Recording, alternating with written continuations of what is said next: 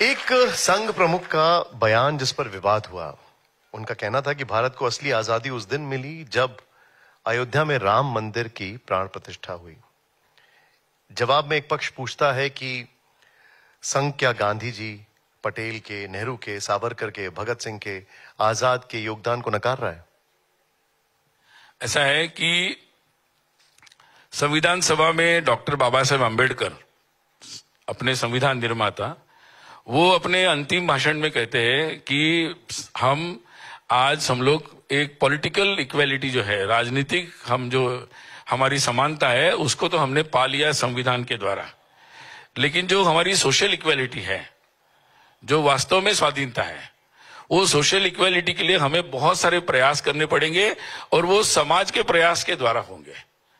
तो ऐसे जो भी प्रतीक हमें अपनी सामाजिक दृष्टि से एकता प्रदान करते हैं, वो ऐसे हर मौके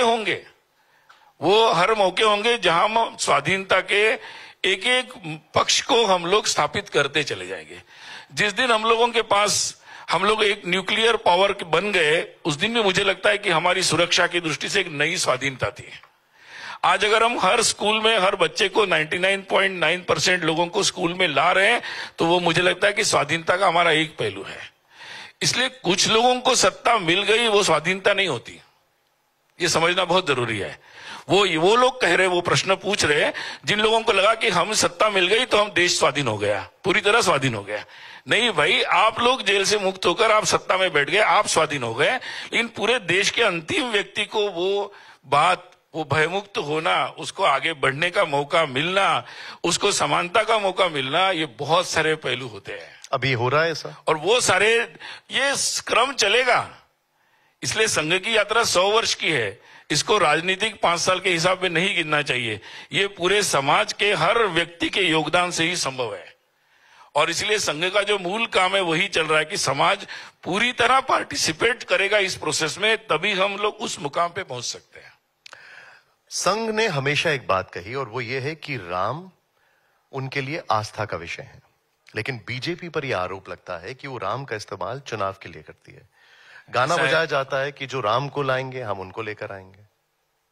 ऐसा है, मुझे लगता है कि हम ज्यादातर, मैं आप लोगों को भी एक सलाह देना चाहूंगा कि आप लोग देश की राजनीति में या देश की जो चुनावी राजनीति में, उसमें नेताओं को ज्यादा महत्व देते हैं। मुझे लगता है कि जो प्रजा है उसको महत्व देना चाहिए। ये प्रजातंत्र है, ये तो प्रजा ज्यादा महत्वपूर्ण है, और हम लोग जो काम करते हैं वो प्रजा पर ही करते हैं। तो मुझे लगता है प्रजा बहुत जागरूक हो रही है, वो समझ रही है कि सही राम कहाँ है।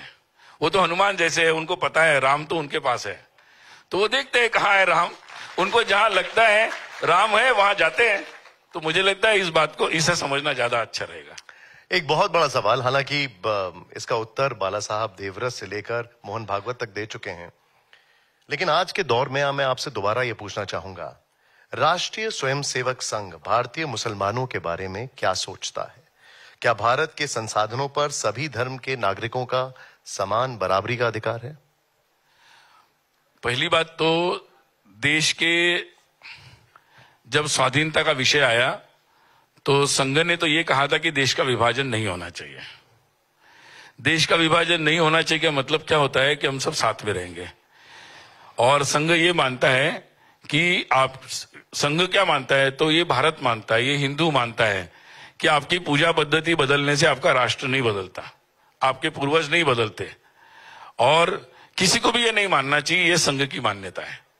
तो हम लोग तो यही काम कर रहे हैं देश में सबको बताने का। जो मेमोरी लॉस हुआ है, जब स्मृति भ्रंश होता है तो आदमी को समझ में नहीं आता कि वो कहां से आया, कहां जाना है उसको। तो संघ यही काम कर रहा है कि देश की स्मृति जागृत हो जाए। पहले हिंदुओं की हो जाए, फिर और लोगों की भी हो जाएगी स्मृति जागृत की, भाई वो और कहीं से नहीं आए, वो इसी देश के हैं, उनके पूर्वज भी यहीं के हैं, और उनके पूर्वजों का भी इस देश के आगे बढ़ने में बहुत बड़ा योगदान है। तो और हम सब लोगों को, हम किसी भी भगवान की पूजा कर सकते हैं। हिंदू तो यही विश्वास करता है कि कई रास्ते हो सकते हैं पूजा के। तो ये मिट्टी हमारी है, ये वतन हमारा है, और इसी के साथ जुड़ के सबको चलना है। ये संस्कृति जो हमारी पूर्वजों से मिली है हमें लोगों को, उसके साथ चलना है। और संस्कृति क्या है हमारी, एक वाक्य में बोलना है तो साथ में रहने की संस्कृति है। लेकिन राहुल गांधी कहते हैं कि भारत में मुसलमान जो हैं वो असुरक्षित हैं। मुझे लगता है कि मैं क्या बोलूं उनके ऊपर, मतलब क्या बोलूं उनके ऊपर, क्योंकि वो काफी बड़े नेता है और रोज उनके विचार बदलते भी रहते हैं। तो मैं अगर रोज कमेंट करूं तो मुझे मतलब प्रॉब्लम हो जाएगा।